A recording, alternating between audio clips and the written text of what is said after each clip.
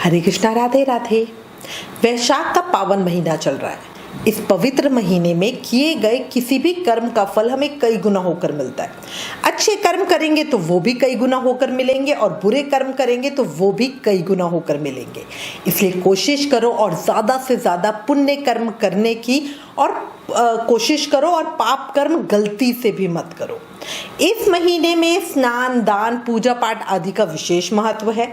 अब आज इस वीडियो में आपको वैशाख कृष्ण पक्ष में आने वाले 30 त्योहारों के विषय में बताती हूँ। बरुथनी एकादशी कब की है, पूजा का शुभ मुहूर्त और व्रत का पारण समय क्या है, प्रदोष व्रत, वैशाख अमावस्या और मासिक शिवरात्रि व्रत आदि के बारे में भी जानेंगे।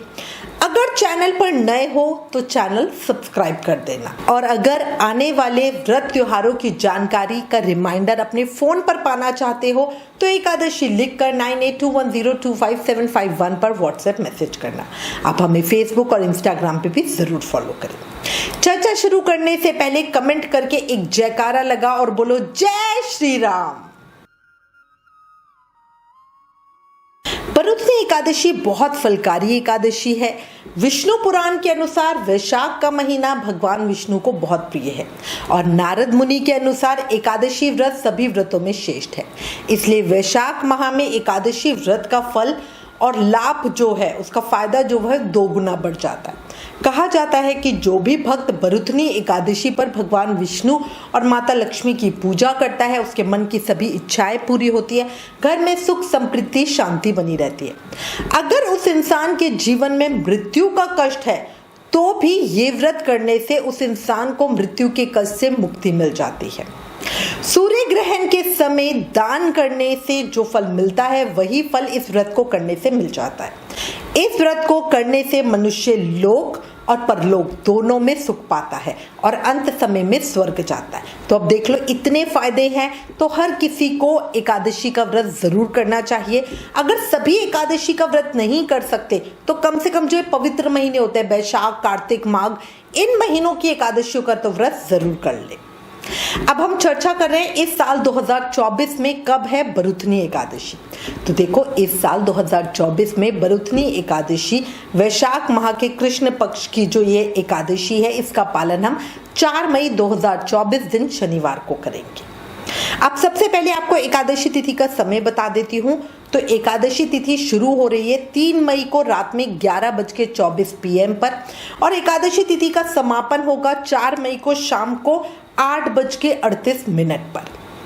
सूर्य उदय और बहुत शुभ संयोगों के साथ 4 मई दिन शनिवार को पूरे दिन की एकादशी है। सभी धार्मिक स्थलों और सभी संप्रदायों में, जैसे बांके बिहारी जी मंदिर वृंदावन में, राधा रमन जी मंदिर वृंदावन में, गौरिया मठ में, इस्कॉन में, खाटू श्याम जी मंदिर सीकर में, सभी जगहों पर एकादशी व्रत का पालन एक मत के साथ 4 मई को ही होगा। मतलब जैसे हर बार 2 एकादशी होने की कंफ्यूजन होती है तो वो नहीं है, हर जगह एक ही एकादशी होगी। इस साल बरुथनी एकादशी के दिन त्रिपुष्कर योग, इंद्र योग और वैद्युति योग बन रहे हैं, जिससे इस दिन का महत्व और बढ़ गया है। साथ ही इन शुभ योगों में किए गए व्रत पूजा पाठ का कई गुना ज्यादा फल मिलता है। त्रिपुष्कर योग रात में 8:38 से बनेगा जो 10:07 तक रहेगा। वहीं इंद्र योग प्रातः काल से लेकर सुबह 11:04 तक है। उसके बाद वैद्युति योग बनेगा। इस दिन पूर्व भाद्रपद नक्षत्र सुबह से लेकर रात को 10:07 तक रहेगा। उसके बाद उत्तर भाद्रपद नक्षत्र होगा। अच्छा, अगर आप ज्योतिषियों की माने तो बरुथनी एकादशी के दिन प्रातः काल 11:04 तक दुर्लभ योग बन रहे हैं। सुबह में 10:03 तक बव और शाम को 8:38 तक बालव करण के योग बन रहे हैं। अच्छा, एक और चीज है, बरुथनी एकादशी को पूरे दिन पंचक लगा हुआ है। इस साल बरुथनी एकादशी के दिन का जो शुभ मुहूर्त या अभिजीत मुहूर्त का समय है वो 11:51 AM से दोपहर को 12:45 PM तक का है। अच्छा, अगर ब्रह्म मुहूर्त की बात करूं तो वो सुबह 4:12 AM से 4:55 AM तक है। व्रत के दिन शुभ उत्तम मुहूर्त 7:18 AM से 8:58 AM के बीच का है। आप सुबह में स्नान के बाद इस शुभ समय में जो भी बताया है, इसमें भगवान विष्णु और माँ लक्ष्मी की पूजा करें, बहुत फलकारी रहेगी। अच्छा, एक और चीज जानकारी के लिए ये भी बता दूं, बरोथनी एकादशी पर श्री वल्लभाचार्य जी का प्राकट्य चंपारण, रायपुर, छत्तीसगढ़ में हुआ था। इन्हें अग्नि देवता का पुनर्जन्म माना जाता है। इस बार वल्लभाचार्य जयंती 4 मई 2024 दिन शनिवार को मनाई जाएगी। ये श्री वल्लभाचार्य जी की 545वीं जन्म वर्षगांठ है। श्री वल्लभाचार्य जी के द्वारा ही भगवान श्री कृष्ण को श्रीनाथ के रूप में पूजा जो की थी वो उन्होंने ही की थी। इसलिए श्रीनाथ जी के मंदिर में इस दिन को बहुत ही उत्साह के साथ पर्व की तरह मनाया जाता है। बहुत आनंदमय समा होता है। आप चाहो तो श्रीनाथ जी मंदिर वृंदावन में जा सकते हो, या राजस्थान में जो श्रीनाथ जी मंदिर है वहां जाके देखिएगा, अलग ही धूम होती है। अब आपको पारण समय मतलब अपने व्रत खोलने का समय बता देती हूँ। तो व्रत हम अगले दिन खोलेंगे 5 मई को, दिन रविवार को, और व्रत तोड़ने का या खोलने का जो शुभ समय है वो सुबह 5:37 AM से 8:17 AM के बीच का है। कई जगह पर ये समय 10:04 AM का भी बताया जा रहा है। पारण तिथि के दिन द्वादशी समाप्त होने का जो समय है वो शाम को 5:41 PM है। अगली चर्चा प्रदोष व्रत की करते हैं।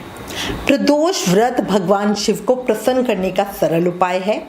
त्रयोदशी को किया जाने वाला प्रदोष व्रत भोलेनाथ की कृपा और भक्ति दिलाने वाला व्रत है। वैशाख मास कृष्ण पक्ष में प्रदोष व्रत 5 मई दिन रविवार को रखा जाएगा।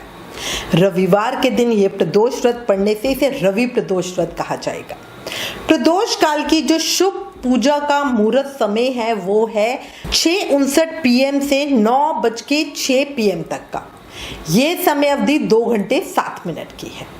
जो लोग एकादशी और प्रदोष दोनों व्रत रखते हैं वो अपने एकादशी व्रत का पारण कैसे करें, इस विषय पर डिटेल में वीडियो ऑलरेडी चैनल पर है। अगर आपने अभी तक नहीं देखी तो जल्दी से देखिए। एकादशी से संबंधित सभी वीडियोस का लिंक नीचे डिस्क्रिप्शन में दिया है।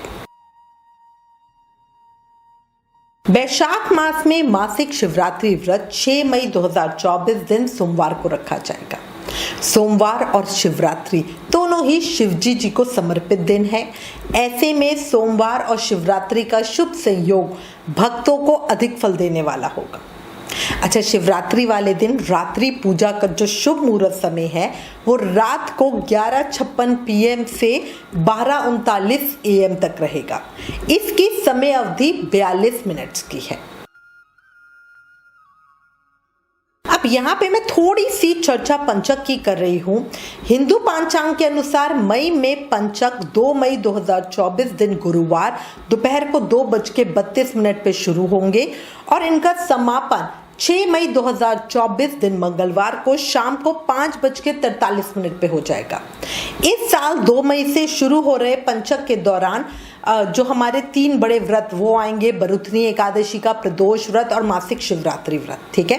पर ये देख लो, शास्त्रों के अनुसार पंचक में कोई भी शुभ कार्य नहीं किया जाता, लेकिन पूजा पाठ व्रत में इसका कोई असर नहीं होता।